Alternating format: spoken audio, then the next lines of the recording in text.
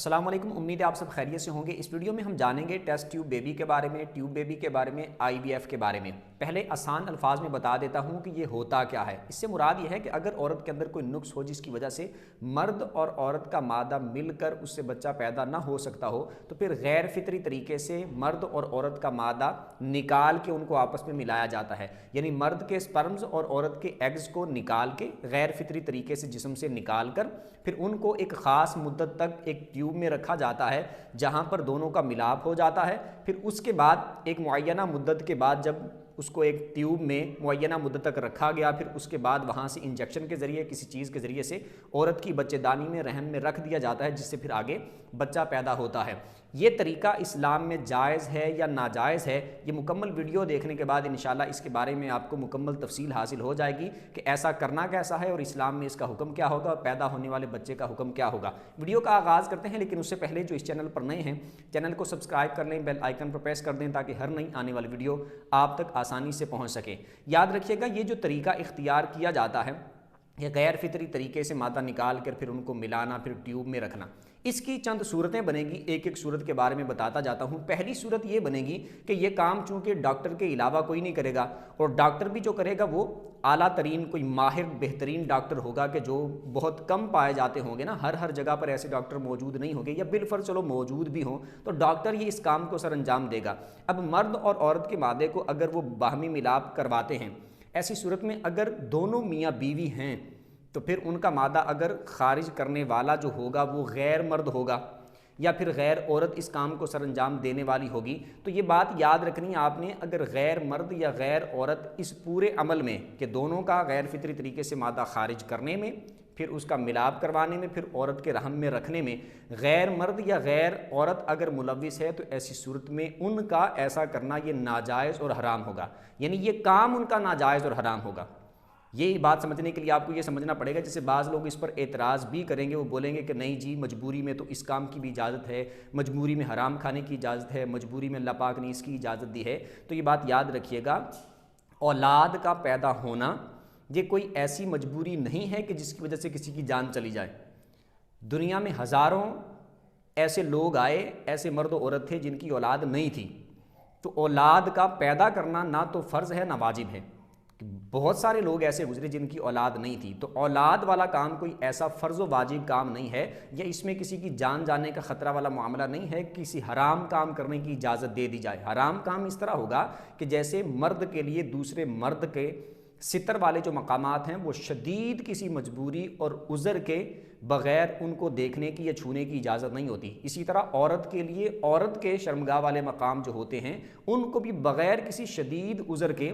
چھونے کی یا دیکھنے کی اجازت نہیں ہوتی۔ کوئی اس طرح کا معاملہ بن جائے کہ اگر علاج نہ کیا گیا جان جا سکتی ہے، بہت مرض شدید بن سکتا ہے، یا پھر علاج کی سخت حاجت ہے، تو پھر عورت کو عورت کا کرنے کی حاجت ہوگی، اور بعض صورتوں میں مرد کو بھی اجازت ہوگی عورت کا اگر علاج کرتا ہے، یا عورت مرد کا علاج کرتی ہے کہ جان ورنہ جا سکتی ہے۔ لیکن یہاں پر اولاد کا جو ملاپ، وہ بچے کا پیدائش کے لیے سپرم کا اور ایگز کا ملاپ کروانا، یہاں پر تو کسی کی جان نہیں جا رہی۔ بہت سارے لوگ ایسے گزرے جن کی اولاد نہیں تھی، تو یہ ایک حرام کام ہوگا، اس طرح کہ اگر غیر مرد اس کو انجام دے گا تب بھی ان کے وہ جو شرمگاہ والے معاملات ہوں گے، پھر عورت کے رحم میں بچے کو اس کو مادے کو رکھنا، تو یہ سارا ستر اس میں ظاہر ہوگا، ستر کو چھونا یا پھر ستر دیکھنا، یہ والے سارے معاملات ہوں گے، اس کی وجہ سے ناجائز اور حرام کام ہوگا۔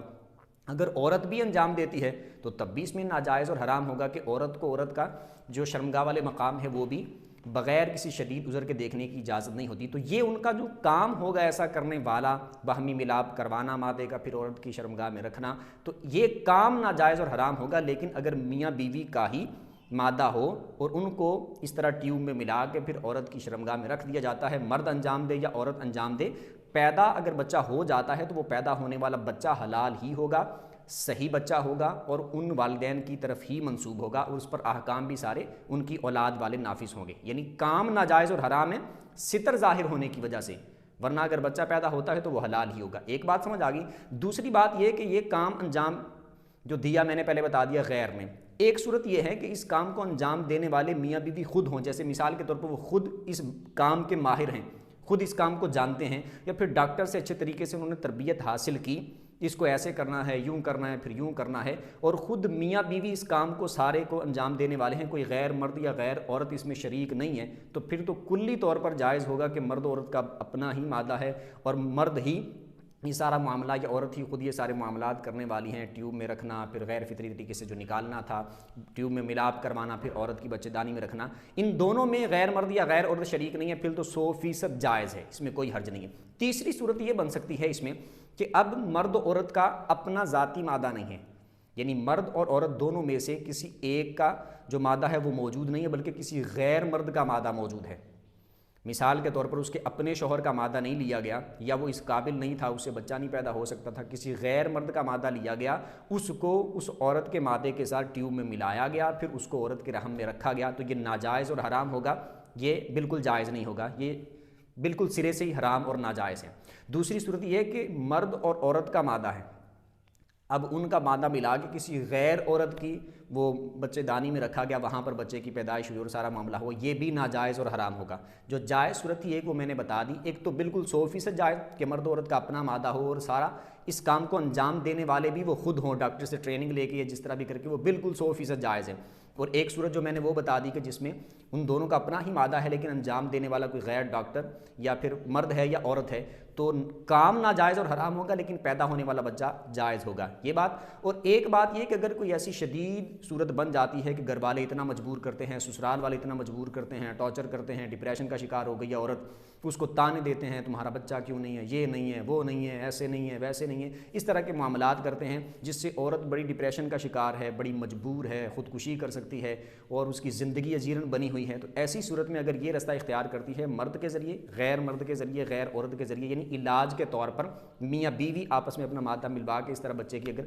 پیدائش کروا لیتے ہیں، تو پھر اس میں ان کے امید ہے اللہ پاک کی رحمت سے کہ گناہ والی صورت بھی نہ بنے، کیونکہ عورت یہاں پر اتنی مجبور تھی، جیسے وہ میں نے پہلے کہا کہ مجبوری میں یہ کرنے کی اجازت، یہ کرنے کی اجازت، تو اس وقت ہوتا ہے کہ جب جان جانے کا خطرہ ہو، تو یہاں پر عورت کے لیے اتنا شدید عذر اگر کہیں پایا جائے تو پھر اس کو اس میں کوئی جواز کی صورت بھی بن سکتی ہے۔ یہ باتیں ہو گئی۔ تیسری بات اس میں یہ ہے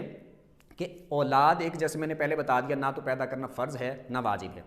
اور اگر کسی کا ایسا معاملہ بن جائے تو اسلام نے اس کے لیے اجازت رکھی ہے، وہ دوسری شادی کر سکتا ہے، مرد تیسری کر سکتا ہے، چوتھی کر سکتا ہے، اگر ایک بیوی سے اولاد کا حصول اس سے نہیں ہوا، دوسری سے ہو جائے گا، تیسری سے ہو جائے گا، چوتھی سے ہو جائے گا، تو یہ آپشن اس کے لیے موجود ہیں۔ امید کرتا ہوں بات اچھے طریقے سے سمجھ آ گئی ہوگی۔ پھر بھی اس سے متعلق آپ کا کوئی بھی سوال ہو یا اس کے علاوہ کوئی دینی مسئلہ ہو، کمنٹ میں آپ اپنی رائے بھی دے سکتے ہیں اور اپنا سوال بھی ذکر کر سکتے ہیں۔ ویڈیو جس کو اچھی لگی ہو ویڈیو کو لائک کر دیں، چینل کو سبسکرائب کر دیں، بیل آئیکن پر پریس کر دیں تاکہ ہر نئی آنے والی ویڈیو آپ تک آسانی سے پہنچ سکے۔ اگلی ویڈیو تک کے لیے اجازت دیجیے، اللہ حافظ۔